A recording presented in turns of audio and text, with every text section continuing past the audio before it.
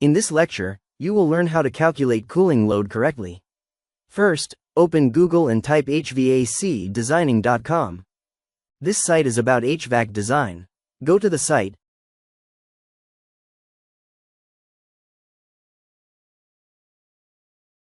Click the Tool option, and open the HVAC load calculator.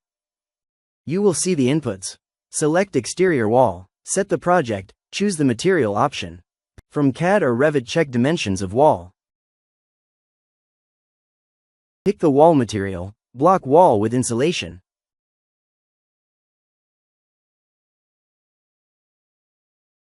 Set direction, north of the wall. Enter length, 70 feet, and height, 10 feet. Now add the temperature difference, delta T. To find delta T, check your project location in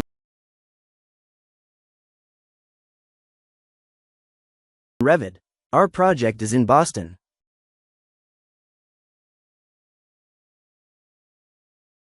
Look up Boston's peak outdoor temperature, 104 degrees Fahrenheit. We keep indoor at 75 degrees Fahrenheit, so delta T equals 104 minus 75 equals 29 degrees Fahrenheit. Enter 29, then click Add. The tool will show the total heat gain through the north wall. Similarly, we can find the total heat transfer through south and west wall.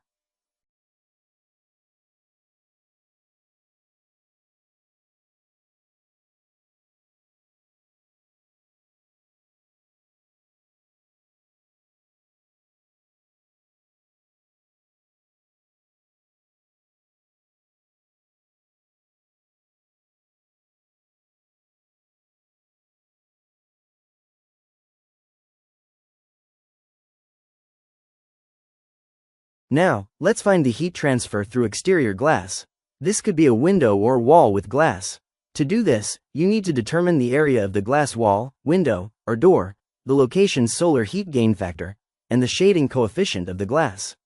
Let's see how we can calculate this using the calculator.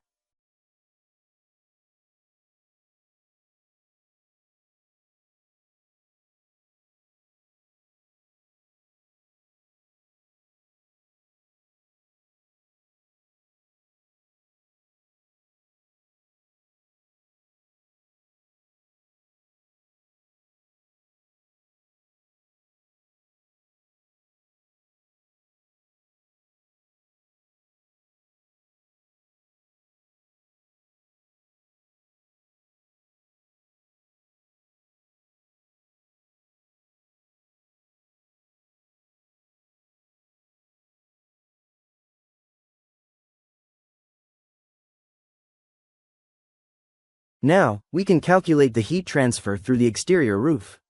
First, find the U factor for the roof material. Then, enter the width and length of the roof, as well as the orientation of the roof. Finally, add the temperature difference.